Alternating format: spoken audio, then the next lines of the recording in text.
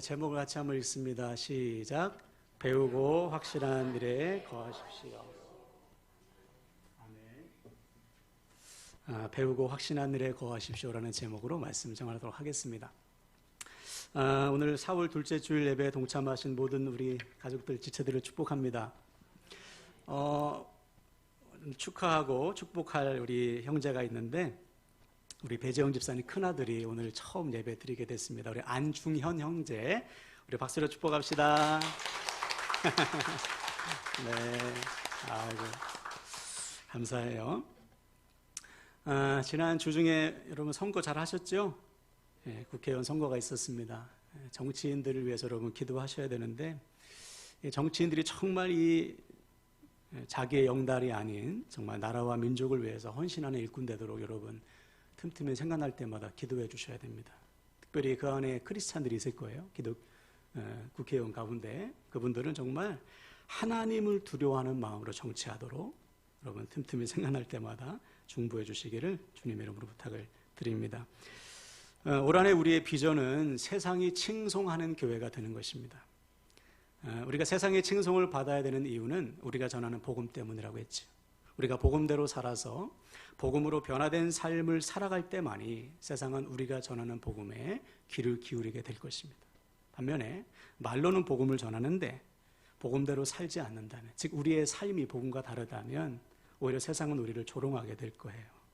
바라기는 우리 모두 복음대로 살아서 복음으로 변화된 삶으로 담대히 복음을 증거하는 증인으로 쓰임 받으시기를 주님의 이름으로 부탁을 드립니다.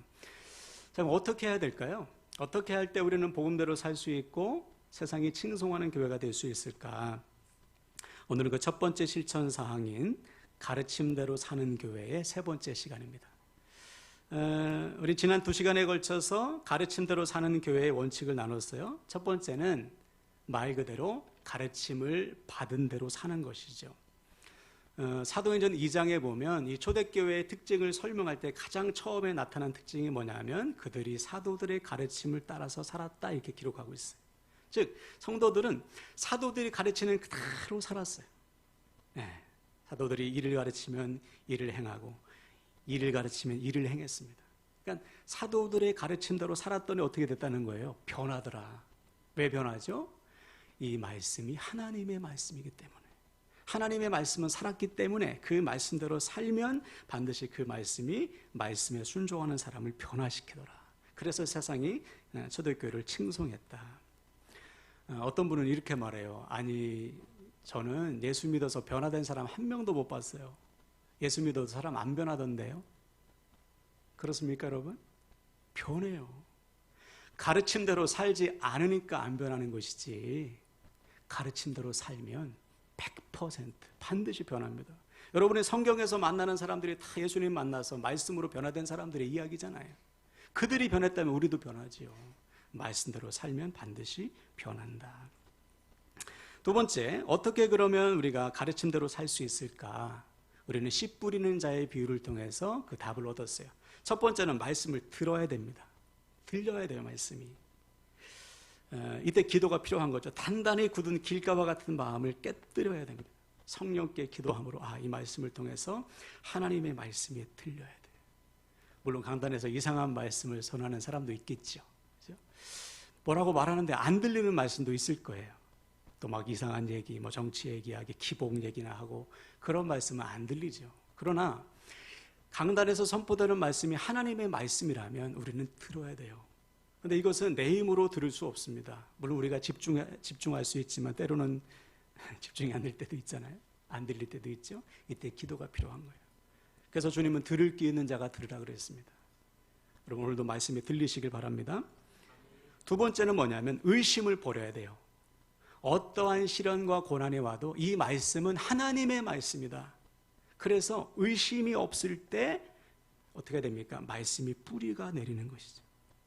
말씀이 들리고 말씀을 의심하지 않고 살아갈 때 믿음의 뿌리가 내린다. 그런데 의심하면, 순종하지 못하면 뿌리가 내릴 수 없죠. 세 번째는 뭐냐면 말씀으로 마음을 채우는 거예요. 우리 안에 말씀이 있지만 여기에 염려가 들어오고 정욕이 들어오면 말씀이 힘을 발휘하지 못합니다. 그렇죠? 우리가 성경에서 넘어진 사람들 많이 봤잖아요. 말씀이 없어서 넘어진 게 아니에요. 있지만 마음을 지키지 못한 것이죠. 말씀을 내 안에 늘 채워야 되는 거예요. 충만히. 다른 것이 들어오지 못하도록. 제가 요즘 기도하는 것 중에 하나가 뭐냐면, 딴 생각이 들 때 하나님께서 기뻐하시는 것이 뭘까? 그것을 늘 생각해요. 그러면 딴 생각이 사라지더라고요. 여러분도 한번 해보세요. 염려와 근심과 정욕이 들어올 때 말씀을 묵상하시고 하나님께서 기뻐하신 게 뭘까? 그러면 다른 생각, 잡생각이 안 들어요. 네 번째는 뭐냐면 인내로 순종하는 것입니다. 인내로 결실했다고 그랬어요. 인내로 순종하면 반드시 말씀의 열매를 맺게 된다. 네 가지. 말씀을 듣고 의심하지 말고 말씀으로 채우고 인내로 순종할 때 말씀의 열매를 맺더라. 여러분 오늘도 선포되는 말씀을 듣고 인내로 순종함으로 변화되고 말씀의 열매를 맺는 저와 여러분 되길 바랍니다. 자, 오늘 세 번째 원칙인데 배우고 확실한 일에 거하는 것입니다. 우리가 가르침대로 살기 위해서는 배우고 확실한 일에 거해야 돼요. 먼저 오늘 본문의 상황을 좀 우리가 알아야 되는데, 오늘 본문인 디모데후서는 바울이 가장 마지막에 쓴 편지입니다. 바울이 로마의 감옥에 갇혀 있을 때 쓴 편지인데 어떻게 보면 유언과도 같은 말이죠. 가장 마지막에 썼으니까. 특별히 이 편지는 누구에게 썼냐면 자기가 아들처럼 여기는 디모데에게 썼어요. 디모데는 그 당시 에베소 지역을 담임하고 있는, 에베소 교회를 담임하고 있는 목사였습니다. 그 당시 교회는 그럼 어떤 상황이었냐면 교회 밖으로는 대대적인 박해가 있었어요. 그 당시 로마 황제가 여러분도 잘 아는 네로입니다. 네로는 교회를 대놓고 박해했죠. 교회 밖에는 박해가 있어, 고난이 있어. 교회 안에는 그럼 뭐가 있느냐? 이단 사상이 들어왔습니다. 13절을 보니까 속고 속이는 사람들이 있었죠. 이단 사상이 들어와서 성도들을 미혹하는 거예요. 뭐 영지주의라든지 아니면 여전히 남아있는 뭐 유대주의라든지 이런 이단들이 들어와가지고 성도들이 흔들흔들 걸려요. 그래서 고난 때문에 믿음을 버리는 사람도 있고 이단에 빠지는 사람들이 생겨나게 된 것입니다. 그래서 이 고난을 어떻게 이겨나가야 되는지 바울이 편지를 써서 알려준 거예요. 이것은 오늘날 교회된 우리가 닥친 상황과 별반 다르지 않습니다. 여러분, 이 땅에 교회가 세워지고 지금까지 교회가 박해를 받지 않은 적이 없었고 이단 사상이 교회를 흔들지 않은 적이 없었어요. 우리나라 기독교 역사만 해도 일제강점기도 있었고 6.25 전쟁을 거치면서 많은 교회와 성도들이 박해를 당했지 않습니까? 또 이 작은 나라에 얼마나 많은 이단들이 있는지 몰라요. 뭐 몇 년 전에 뭐 통계를 내보니까 자칭 재림예수라고 말한 사람이 65명이라고 하잖아요. 그러니까 너무나 많은 것이죠, 이단들이. 자, 근데 놀라운 사실은 2000년 기독교 역사 가운데 교회가 살아있다는 거예요. 무너지지 않았다는 것이죠. 물론 흥망성쇠는 있었지만 교회는 여전히 살아있다. 이유가 뭘까요? 첫 번째는 교회를 세우신 분이 하나님이시기 때문에 그렇지. 주님께서 세우셨잖아요. 내 교회를 세우리니. 그러니까 하나님께서, 주님께서 자신의 핏값으로 세우신 교회를 지키고 계시는 거예요. 네. 두 번째는 목숨을 걸고 진리를 수호하고 복음을 증거하는 사람들이 있었기 때문이죠. 기독교 역사 가운데. 우리나라도 보면 우리나라에 복음이 들어온 것은 먼저 저 중국으로부터 성경이 먼저 들어왔어요. 그런 다음에 선교사, 이제 개신교 선교사가 들어온 것이 1800년대 후반입니다.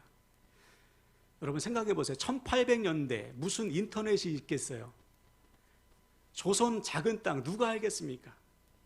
그런데 그 청년, 젊은 청년, 20대의 청년이 하나님의 부르심을 받고 온 거예요. 하나님이 가라고 해서 온 것이죠. 수많은 선교사들과 그들의 자녀들이 이 땅에서 목숨을 잃었습니다. 그래서 지금 서울 양화진에 가면 외국인 선교사 묘지가 있어요. 저도 한번 가봤는데 거기 가면 묘비가 쫙 있는데요. 선교사 묘지뿐만 아니고 자녀들의 묘비가 있더라고요. 선교사 자녀들의 묘비. 태어났는데 풍토가 안 맞으니까 죽은 거예요. 풍토병으로. 자녀를 잃으면서까지 그들은 이 땅에서 복음의 씨를 뿌렸습니다. 왜? 하나님께서 보내셨기 때문에. 예. 그분들의 헌신과 희생을 통해서 지금 우리가 복음 안에서 구원의 복을 누리고 있는 거예요. 할렐루야. 그러므로 우리는 어떻게 살아가야 됩니까? 우리도 마찬가지죠. 우리가 주님의 몸된 교회로서 해야 할 것은 뭐냐? 진리를 수호하고 복음을 전하는 것입니다. 예. 그렇다고 지금 당장 막 짐 싸들고 외국에 나가서 선교하라는 말씀은 아니고, 지금 나에게 주어진 삶의 자리에서 진리의 말씀대로 내가 살고 진리의 말씀을 전하는 삶을 실천하라는 거예요. 실천하라. 근데 오늘날 교회 안을 들여다보면 진리의 말씀대로 살고 진리의 복음을 전하는 삶을 실천하는 사람들이 극히 드물죠. 왜냐? 말씀대로 살면 어렵거든요. 말씀대로 살면 고난을 받거든요. 말씀대로 살면 사람들의 조롱을 당하거든요. 그래서 적당히 타협하면서 숨어 지내는 거예요. 아니면 섞여 지내거나. 충분히 이해는 되죠. 여러분, 세상에서 믿음대로 살기 얼마나 어려우십니까? 예. 어디 가서 나는 그리스도인이야, 크리스찬이야, 당당하게 고백하기 어려운 시대에 우리가 살고 있잖아요. 고난당한 걸 좋아하는 사람이 누가 있어요? 손해받는 걸. 그럼 어떻게 할까요? 우리 적당히 타협하면서 안 믿는 척하면서 살면 될까요? 아니에요. 그렇게 사는 순간 우리의 삶의 능력은 사라져요. 하나님의 영광은 사라져요. 우리가 진리의 말씀을 버리고 복음을 부끄러워하는 순간 하나님은 우리의 삶에서 역사하실 수가 없는 거예요. 오히려 나에게 주신 이 복음은 모든 믿는 자에게 구원을 주시는 하나님의 능력이기 때문에 이 복음을 수호하고 복음대로 살 때 하나님께서 우리의 삶 속에서 역사하시는 것입니다. 그래서 여러분, 이 복음이 얼마나 귀한 것입니까? 복음으로 우리가 구원받았잖아요. 아멘이십니까? 여러분이 열심히 노력해서 받은 게 아니잖아요. 복음이 거저 주어졌지 않습니까? 주님의 핏값으로 우리에게 주신 이 복음을, 은혜의 복음을 우리가 어떻게 부끄러워하냐고요. 이것 때문에 우리가 살았는데 오히려 복음대로 살면서 복음으로 인한 고난이 있다면 기꺼이 감수해야죠. 그래서 여러분, 초대교회 보니까 성도들이요 이렇게 살았더라고요. 우리 사도행전 5장 41절을 볼까요? 자, 읽겠습니다. 시작. 사도들은 그 이름을 위하여 능욕받는 일에 합당한 자로 여기심을 기뻐하면서 공회 앞을 떠나니라. 아멘. 매를 맞아도 기뻐했다. 오히려 자신을 복음의 증인으로 부르신 하나님께 감사와 영광을 돌렸다는 거예요. 그 결과 그들을 통해서 수많은 나라와 민족이 주님께 돌아오는 구원의 역사가 나타났습니다. 그러므로 사랑하는 여러분, 우리 역시 어떤 상황 속에서도 복음을 부끄러워하지 마시고 우리를 통해 역사하실, 우리를 통해 복음의 능력을 나타내실 하나님 믿고 담대히 복음대로 살아가시기를, 복음을 증거하시기를 주님의 이름으로 축원을 드립니다. 자, 그럼 여기서 질문. 어떻게 해야 우리는 복음대로 살며 복음의 증인으로 살아갈 수 있을까? 어떻게 하면 이 악한 세상 속에서 진리를 수호하고 진리의 말씀대로 살 수 있을까? 오늘 바울이 우리에게 아주 중요한 답을 알려주고 있습니다. 자, 14절 15절 볼까요? 14절 15절 제가 읽겠습니다. 그러나 너는 배우고 확신한 일에 거하라. 너는 내가 누구에게서 배운 것을 알며 또 어려서부터 성경을 알았나니 성경은 능히 너로 하여금 그리스도 예수 안에 있는 믿음으로 말미암아 구원에 이르는 지혜가 있게 하느니라. 아멘. 따라합시다. 배우고 확실한 일에 거하라. 네, 우리가 복음대로 살고 진리의 말씀을 수호하는 방법은 아주 간단해요. 배우고 확실한 일에 거하면 됩니다. 무엇을 배울까요? 하나님의 말씀을 배우죠. 실제로 디모데는 어려서부터 하나님의 말씀을 배웠습니다.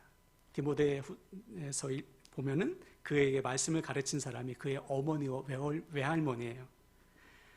물론 여기서 말하는 성경은 구약 성경이겠죠. 구약 성경을 통해서 하나님을 배웠어요. 그리고 바울을 만났지 않습니까? 바울을 만나서 복음을 들은 거예요. 부활하신 예수님. 또 바울이 제자들과 교제하면서 복음서의 말씀을 들었을 거 아니에요. 그 말씀을 디모데가 배웠습니다. 그때 주님을 만난 거예요. 무슨 말이냐? 구약 성경이 증거하고 있는 메시아 그리스도가 예수구나. 그 예수가 죽으시고 부활하셨구나.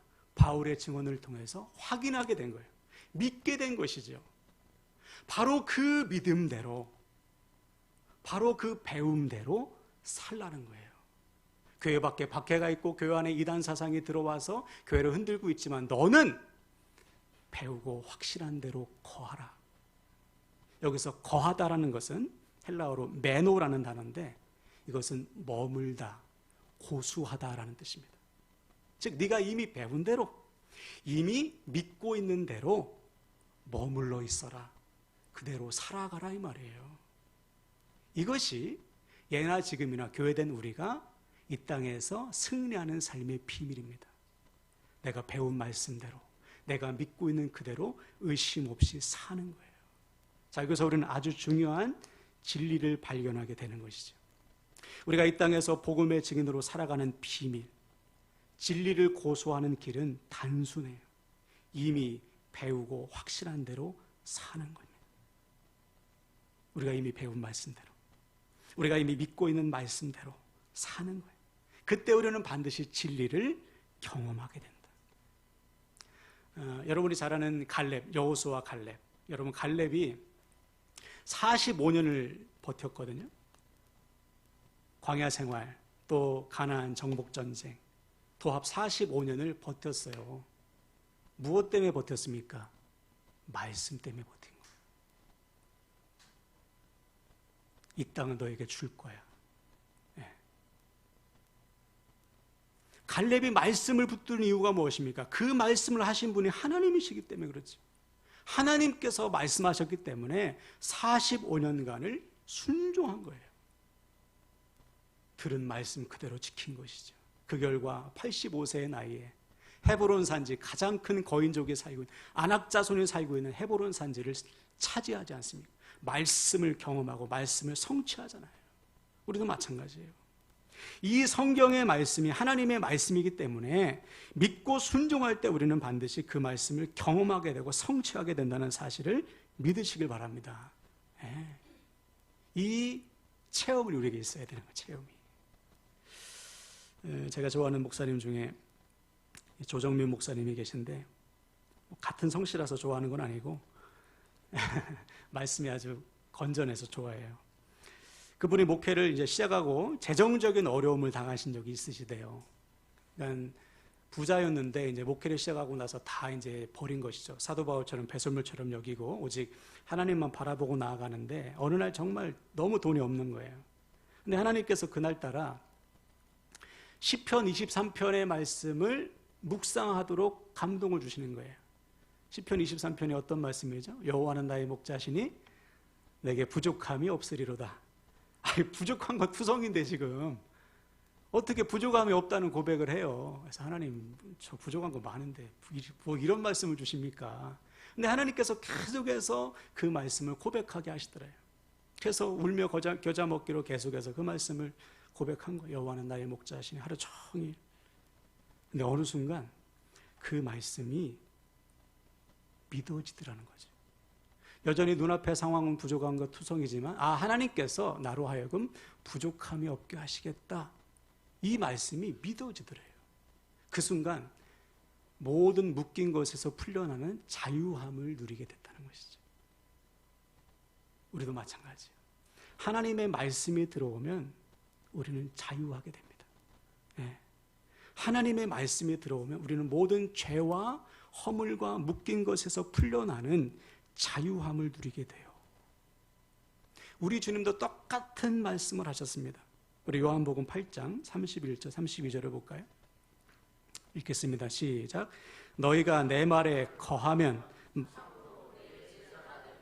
진리를 알지니 진리가 너희를 자유롭게 하리라. 아멘. 너희가 내 말에 거하면, 오늘 본문과 똑같죠? 매노, 머물고 있고 고수하면, 주님의 말씀대로 살면 진리를 알지니 진리가 너희를 자유하게 하리라. 여러분, 우리가 언제 진리를 바로하게 됩니까? 말씀 안에 거할 때, 말씀대로 살 때 우리는 진리를 바로 알게 된다.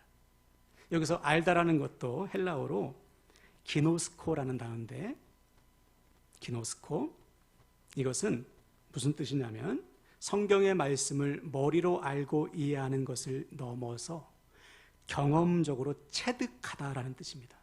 경험적으로 체득하다. 즉 말씀대로 살아서 말씀의 능력을 실제로 경험하는 거예요. 그때 우리는 진리를 바로 알게 되고 모든 죄와 근심과 염려에서 벗어나는 자유함을 누리게 된다. 여러분, 이것은 소위 말하는 현실 도피나 무아지경이 아니에요. 내 삶을 하나님께서 주관하신다는 사실이 진짜로 믿어지는 것이죠. 언제 이것이 가능하다고요? 말씀 안에 거할 때, 이미 배우고 확실한 대로 살아갈 때 우리는 말씀의 능력을 경험하게 된다. 그러므로 여러분, 지금 우리가 해야 될 것은 뭐냐면 말씀 안에 거하는 것입니다. 이미 내가 배운 말씀대로, 이미 내가 믿고 있는 말씀대로 살아보는 거예요. 믿음의 시험을 한번 해보는 거예요. 성경에 보면 하나님께서 시험하라 그랬잖아요. 나를 좀 시험해봐라. 말씀대로 살아서 내가 어떻게 하나 내가 시험해봐. 하나님께서 친히 그렇게 말씀하셨어요. 말씀대로 살아보는 것입니다. 예를 들어서 여러분, 다이어트를 우리가 한번 한다고 생각해 보세요. 다이어트를 하기 위해서 책을 한권 딱 샀어요. 그럼 어떻게 해야 됩니까? 책에 나와 있는 대로 실천해야죠. 다이어트 원칙 1, 수칙 1, 수칙 1을 딱 읽었으면 수칙 1대로 살아봐야죠. 그런데 실천하지 않으면 책 100권 읽어봐요. 다이어트 성공 못하는 것이죠. 해봐서 이 말씀이 진짜구나 확인해야 될 거 아니에요. 하나님의 말씀도 똑같아요. 내가 한 구절을 읽었으면 이 구절대로 살아보는 것입니다. 그 말씀 안에 거하는 거예요. 그때 우리는 말씀을 경험하게 되고 비로소 온전한 믿음이 된다. 자, 그래서 오늘 본문도 보시면 16절, 17절 보세요. 모든 성경은 하나님의 감동으로 된 것으로 교훈과 책망과 바르게 함과 의로 교육하기에 유익하니 이는 하나님의 사람으로 온전하게 하며 모든 선한 일을 행할 능력을 갖추게 하려 함이라 그랬죠. 성경은 곧 하나님의 말씀이기 때문에 우리가 말씀 안에 거하면 그 말씀이 나를 교훈합니다. 책망하고요. 때로는 바르게 하는 거예요. 이것을 경험하게 되는 것입니다. 그래서 결국 우리의 믿음이 온전하게 된다. 언제 이렇게 된다고요? 거할 때, 말씀대로 살 때. 근데 예나 지금이나 교회의 문제는 뭐냐면 말씀을 배우기는 하는데 실천이 약한 것이죠. 물론 배움이 중요해요. 여러분 잘 배우셔야 됩니다. 근데 그것으로 끝나면 아무 소용없어요. 배운 대로 살아가야 되는 거예요.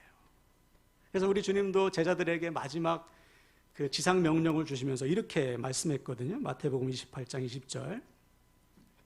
자, 읽습니다. 시작. 내가 너희에게 분부한 모든 것을 가르쳐 지키게 하라. 볼지어다 내가 세상 끝날까지 너희와 항상 함께 있으리라 하시니라. 아멘. 가르쳐 지키게 하라. 가르침 받는 것으로 끝나면 안 된다는 거예요. 가르침 받은 대로 지켜 행하라. 그때 경험하게 된다. 그때 온전한 믿음이 된다는 것이죠. 근데 바울 시대나 지금이나 안타깝게 이 신앙생활 하다가 이단에 빠지는 사람들이 있어요. 오늘날도 있죠.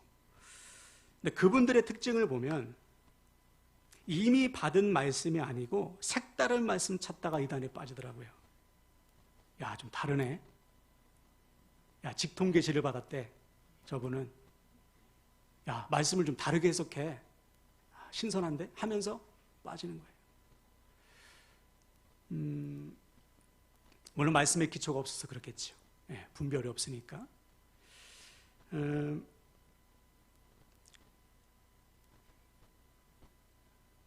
우리도 그럴 수 있습니다. 하나님의 말씀, 여러분, 하나님의 말씀은 2000년 동안 변한 적이 없어요. 직통계시 필요 없어요.